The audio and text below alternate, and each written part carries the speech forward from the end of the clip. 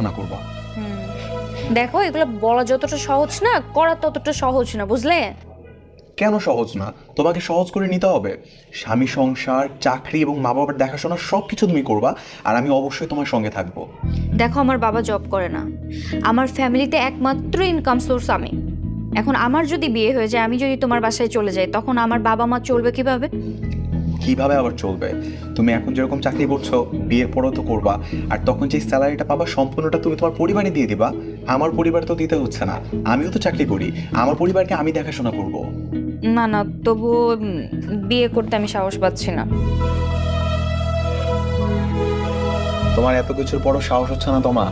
ঠিক আছে, তাহলে তুমি তোমার মা বাবাকে বলে দাও যে এই বিয়েটা তুমি করতে চাও না, তাদেরকে এটা ভেঙে দিতে বলো। কোনোদিনও এই বিয়ে ভাঙবে না তারা। এমনিতেই তারা বিয়ে বিয়ে করে আমার কানের কাছে পাগল করে ফেলে সারাদিন। আর সেই